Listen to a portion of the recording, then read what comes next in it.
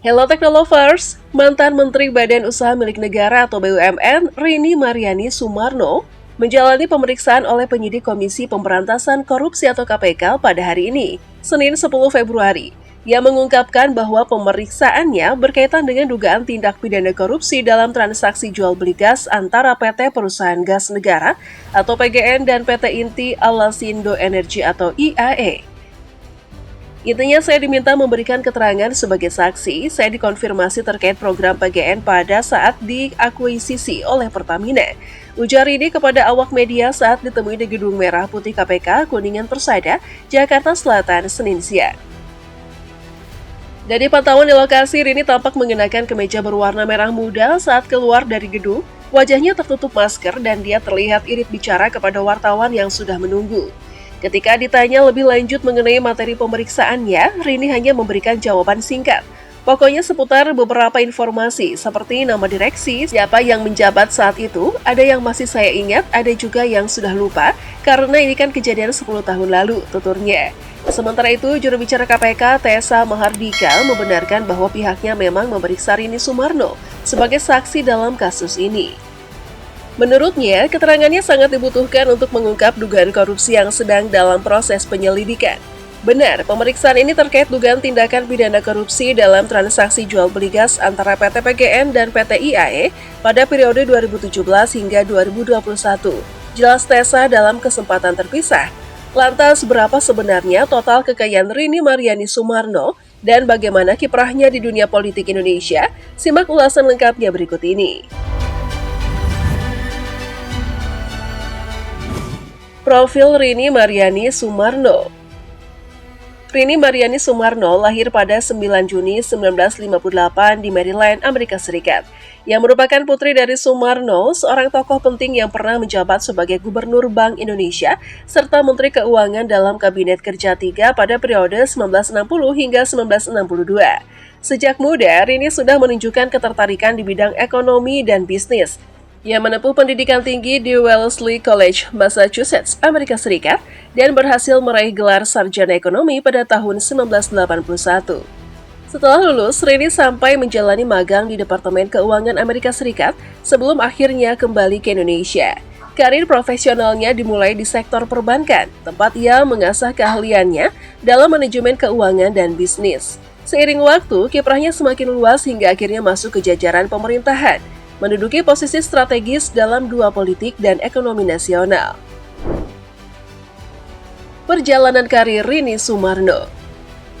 Rini Sumarno mengawali karir profesionalnya di dunia perbankan, bergabung dengan Citibank Indonesia pada tahun 1982. Berkat keahliannya dalam manajemen keuangan dan strategi bisnis, ia dengan cepat menapaki jenjang karir. Pada usia 40 tahun, ia sudah menjabat sebagai Vice President Citibank NA di Jakarta. Sebuah pencapaian yang luar biasa di usianya saat itu. Setelah 7 tahun berkiprah di sektor perbankan, Rini memutuskan untuk beralih ke industri otomotif dengan bergabung ke Astra International. Karirnya di Astra terus menanjak hingga akhirnya ia dipercaya sebagai Direktur Keuangan. Pada tahun 1998, Rini mencapai tonggak sejarah baru dengan diangkat sebagai Direktur Utama PT Astra International, menjadikannya salah satu perempuan dengan posisi tertinggi di industri otomotif saat itu. Selain berkarir di Astra, Rini juga menduduki berbagai posisi strategis di sejumlah perusahaan ternama, antara lain Presiden Direktur PT Kenzan Motor Indonesia, Presiden Komisaris PT Semesta Citra Motorindo, Komisaris PT Agracon. Kesuksesannya di dunia bisnis menjadi modal penting saat ia akhirnya memasuki dunia pemerintahan. Rini pertama kali dipercaya mengemban jabatan pabrik pada tahun 2001. Ketika Presiden Megawati Soekarno Putri menunjuknya sebagai Menteri Perindustrian dan Perdagangan dalam Kabinet Gotong Royong. Selama periode 2001 hingga 2004, ia bertanggung jawab atas berbagai kebijakan industri dan perdagangan, terutama terkait ekspor dan impor.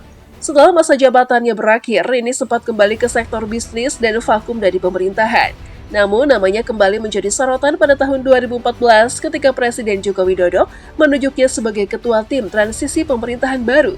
Tim ini bertugas menyusun program prioritas yang akan dijalankan oleh Kabinet Jokowi di awal masa kepemimpinannya. Kepercayaan dari Jokowi tak berhenti di situ. Rini kemudian diangkat sebagai Menteri Badan Usaha Milik Negara atau BUMN dalam Kabinet Kerja 2014 hingga 2019. Selama menjabat, ia dikenal sebagai sosok yang mendorong efisiensi di BUMN serta menggagas berbagai proyek strategis nasional, termasuk pembangunan kereta cepat Jakarta-Bandung. Namun kepemimpinannya juga diwarnai berbagai kontroversi. Salah satu kritik utama yang sering diarahkan kepadanya adalah kedekatannya dengan investor asing, terutama dari Cina.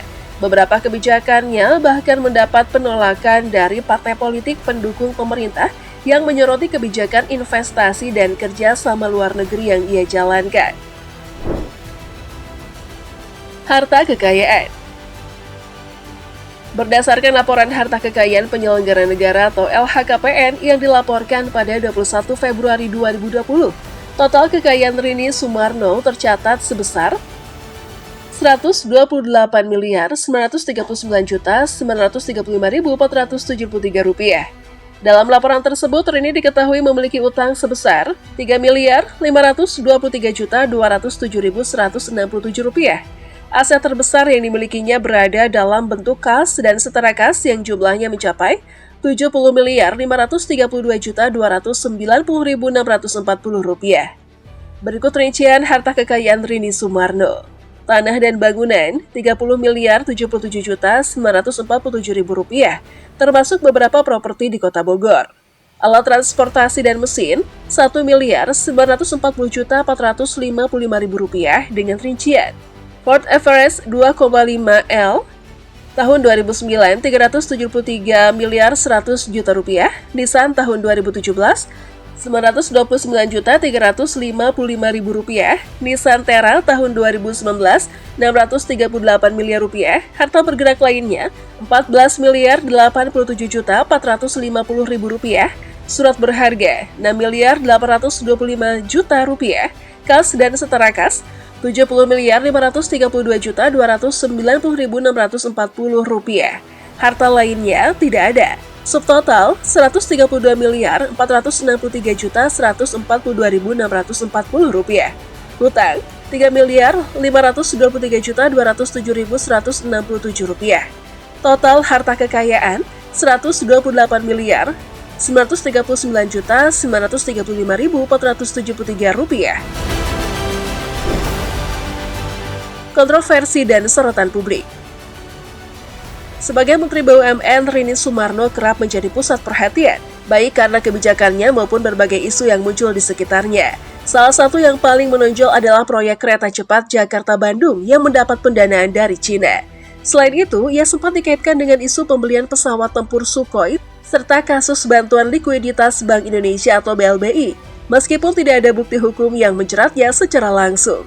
Di akhir masa jabatannya sebagai Menteri BUMN, Rini tetap aktif di dunia bisnis dan pengembangan ekonomi, meskipun tidak lagi terlibat langsung dalam pemerintahan periode kedua Jokowi.